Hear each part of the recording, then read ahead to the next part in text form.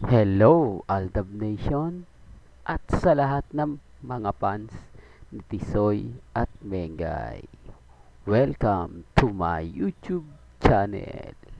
May latest update na naman po tayo, mga ka-Aldab. Alam niyo po bang magkasama na naman po si Tisoy at si Mengay sa birthday party ni Ma'am Jenny na kilalang may hidden desire kay Tisoy. Nakakatawa mga kahaldab kasi makikita niyo po sa damit ni Mengay na talagang mahal na mahal niya yung damit na yan. 4 years na po niyang sinusuot yan sa birthday party ni Jenny. Ma ito ang mga kahaldab, kumbaga, ito ang taong paborito po na maling-mali po na sinasabi po nila na magaslaw, na maluho. Kasi kung maluho ka mga kaaldab, hindi ka magsusuot ng mga ganyan na alam mong nakakahiya, na paulit-ulit mong suot at lagi kang pinapansin ng tao. Pero kung ganito po makikita ninyo, ang suot ni Mengay, pag sinabing paborito, kahit maluma na siya, basta yun ang susuotin niya. Hindi po ba, hindi katulad po ng ibang artista na hindi na sa isang beses lang magsusuot hindi mo na makikita uli sa isang party. Kaya nga po, walang wala po talaga at walang katotohanan ang pinagsasabi ni Sylvia Sanchez. Ngayon punta po tayo sa ating topic. Dito po sa video mga kaaldab, mapapansin nyo sa isang pictures na abalang-abala si Tisoy sa kanyang cellphone at tingin siya ng tingin dahil nga po may hinihintay siya. Mapapansin nyo rin po rito sa video na talagang inaabangan niya ang pagdating ni Mengay na talagang lagi po silang updated sa isa't isa. Yan po ang patunay na talagang may relasyon ng dalawa mga kaaldab. Huwag na natin po pang siraan at ang mga taong nagpapalayo sa dalawa. Lalong-lalo na po yung may mga hidden desire kay Tisoy na alam po naman natin kung sino-sino sila. Hindi po ba mga kaaldab? Well, nakakatuwang mga video na to na talagang pag nakikita mo matutuwa ka sa dalawa. Di po ba mga kaaldab? Hindi nga natin nakikita tong galawan nila dahil nga palihim ang gustong mangyari nila Mengay at Tisoy na hindi po basta-basta dahil po sa dami ng double cards mag-antay lang po tayo ng mga latest pictures at update na ilalabas po nila pagkatapos ng party na yan mga kaaldab, kasi hindi po natin nakukuha ang mga pictures ng Aldab Soko at hindi po natin nakikita ang mga post nila kung may naganap na alam nyo na mga kaaldab na hatid at sundo. Well, speaking of hatid sundo, madalas po talagang makita ngayon si Tisoy at si Mengay na madalas po daw na nagdi-date simula nung basti din niya na si Mr. Spotted. Hindi lang po ang buong team bahay, team abroad ang natuwa sa ginawa ni Mengay.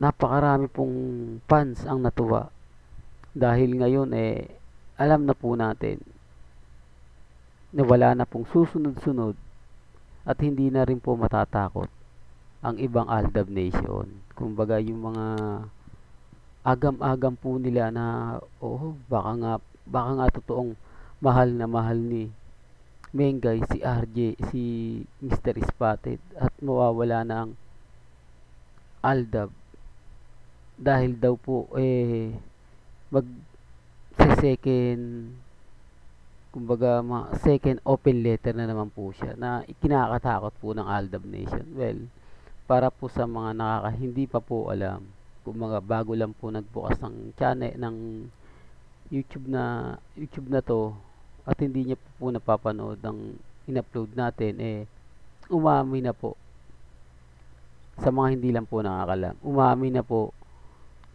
ang ina ni Mr. Spotted na wala na pong aasahan. Si Mengay daw. Si Mengay pa po kumbaga binaliktad na inilayo na raw niya po ang kanyang anak kay Mengay dahil nga po sa mga pinagsasabi at sa mga ginagawa daw ni Mengay. Ayaw daw kasi ng ina ni Mr. Spotted na masyadong magastos sa pera, maluho.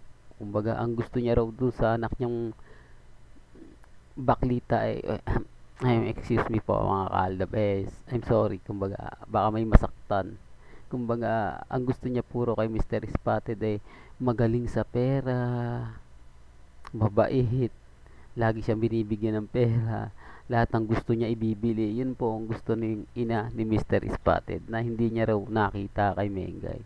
Kaya nagsalita na po siya sa kanya sa isang interview sa isang magazine na malapit na pong ipalabas, although nilabas na po yata.